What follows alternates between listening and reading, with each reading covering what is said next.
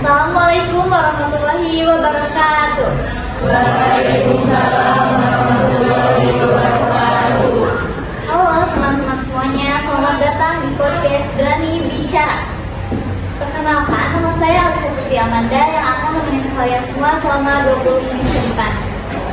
Dan topik yang akan kita bahas hari ini yaitu tentang bullying. Dan hari ini saya gak sendirian ya. Hari ini kita kedatangan narasumber yang sangat istimewa banget. Dan beliau aktif dalam menyuarakan isu-isu seputar kesehatan mental, dan beliau juga pernah mengalami bullying secara langsung. Apa ya? Halo Kamita, apa kabar?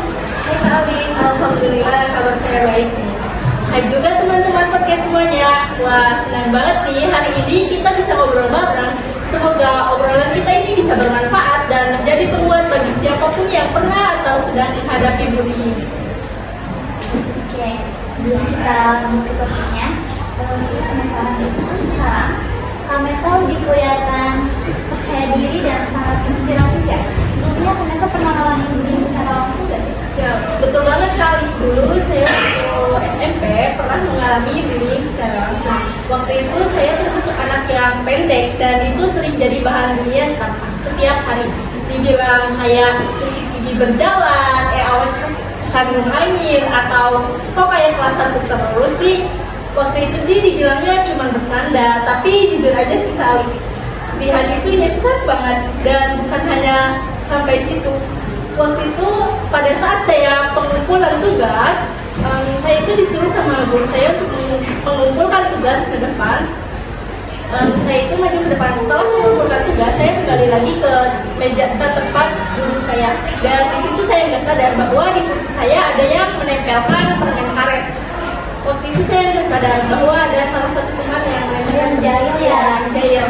Nah, sadar itu pas waktu jam pembelajaran selesai. Di situ ada salah satu teman saya yang bilang, ternyata itu di amplopnya ada permen karet tempel.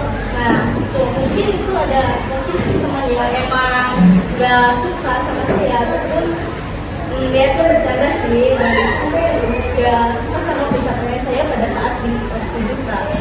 Saya bisa bayangin sih, rasanya pasti campur aduk ya, malu ya, dan orang kira itu lucu mungkin ya. Nah, dan yang sangat disayangkan nih, banyak semua orang yang nggak sadar kalau komentar fisik, tentang komentar fisik, baik itu kayak bentuk tubuh, tinggi badan, itu bisa termasuk bullying nggak? Kita ke topiknya aja ya. Menurut kakak, definisi bullying itu seperti apa sih? Baik, menurut saya, bullying adalah tindakan agresif yang dilakukan secara terus-menerus dengan tujuan menyakiti ataupun merendahkan orang lain, baik itu secara verbal, fisik, maupun psikologis.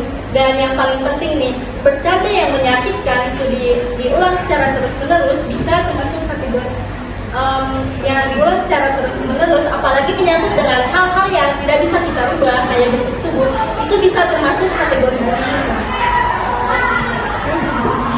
Waktu saya SD, kedua teman, yang satunya itu korban bullying, satunya juga pelaku. Nah, waktu itu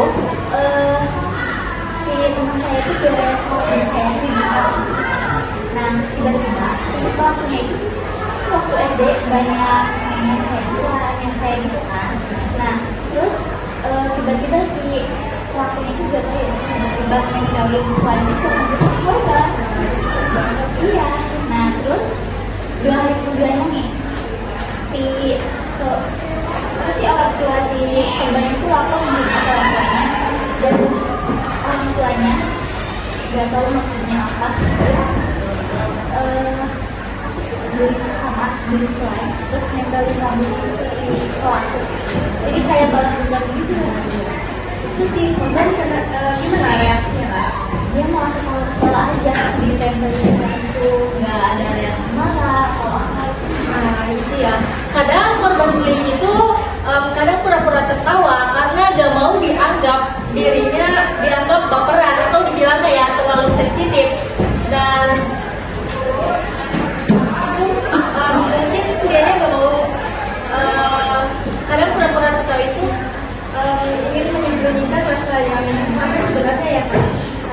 dia juga malu ya untuk disampaikan korban seperti itu. Oke, kalau soal dampak, bagaimana sih Kak, dampak bullying itu bagi korban? Ya, kalau ngomongin masalah dampak nih, dampaknya itu sangat besar ya. Dampak bullying itu dapat menyebabkan penurunan percaya diri, munculnya rasa malu pada diri sendiri, bahkan ke depresi dan gangguan kecemasan. Dan bukan hanya itu loh, ada juga korban bullying yang menarik dirinya dari lingkungan pertemanan ataupun dari pergaulannya, jadi takut untuk tampil di depan umum, dan itu dapat menyebabkan trauma jangka panjang.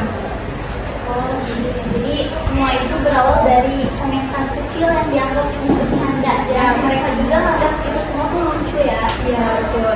Makanya penting banget untuk kita berhati-hati dalam berkata, karena kadang salah kata sedikit aja langsung ya Kak. Apalagi dengan sekarang. Kalau menurut kakak nih, kan sekarang nih, buat teman-teman semuanya juga harus lebih berhati-hati dalam berkata, dalam berbuat, apalagi di media sosial seperti Instagram, TikTok, Twitter, banyak komentar-komentar yang sedikit gitu ya. Iya, itu bagaimana? Nah, itu termasuk cyberbullying ya Kak. Dan itu bisa menyebabkan, nah itu bisa termasuk cyberbullying. Dan para Gen Z itu sering banget aktif di media sosial, baik itu di Instagram, TikTok maupun Twitter. Nah, makanya untuk lebih berhati-hati dalam menggunakan media sosial tersebut agar tidak salah menggunakan media sosialnya.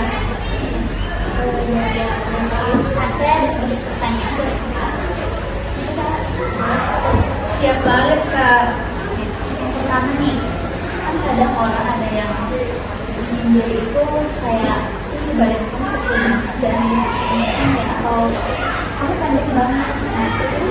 Nah, Itu termasuk bullying Kak. Itu merendahkan hati seseorang dan membuat orang lain itu merasa tidak percaya diri. Itu termasuk bullying fisik. terus kalau misalnya kita melihat ada teman kita atau siapapun itu yang sedang membuli secara langsung dari hidup kita waktu si biasanya saksinya itu dari mereka Nah, itu sering banget terjadi Kak. Saksi itu kadang takut kalau mau melapor itu takut kayak takut dibilang dia itu pengadu. Nah, makanya kadang-kadang yang jadi saksi itu takut untuk melapor karena takut dibilang pengadu ya Kak. Tapi sebenarnya itu harus berani melapor karena melapor itu bukan sama dengan pengadu. Beda. jadi kebanyakan saksi-saksi itu malah takut untuk melapor hal yang negatif seperti itu karena takut disampaikan mengadu. Iya benar banget. Jadi intinya untuk teman-teman lebih berhati-hati dalam berkata maupun bersikap. Tapi tadi kita udah bahas ya seputar komentar-komentar di Instagram atau di media sosial. Nah, tapi kan masih banyak yang memobilisasikannya. Nah, itu bagaimana sih kita menghindari? Baik, itu kan harus cyberbullying ya Kak. Untuk menghindarinya itu kita harus lebih berhati-hati dalam menggunakan media sosial, hindari postingan-postingan yang emang tidak bermanfaat atau tidak berguna untuk kita, dan lebih baik lagi menggunakan media sosialnya. Buat teman-teman semua, kita bakal adain sesi tanya jawab. Yang ingin bertanya kepada narasumber kita boleh Nama saya Dini Firmansyah. Saya akan memberikan pertanyaan kepada saya. Apa bedanya bercanda sehat dan komentar menyakitkan? Baik, izin menjawab ya. Menurut saya, bercanda sehat itu membuat semua orang nyaman dan tidak ada yang merasa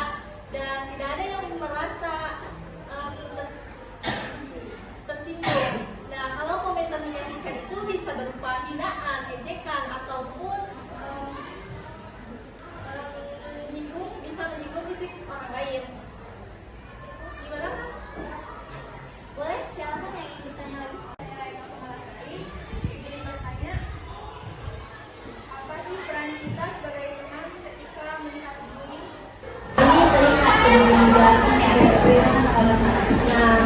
tanggapan saya ketika kita sebagai teman ketika melihat ini itu kita harus berani melapor ya, terutama melapor, terus berani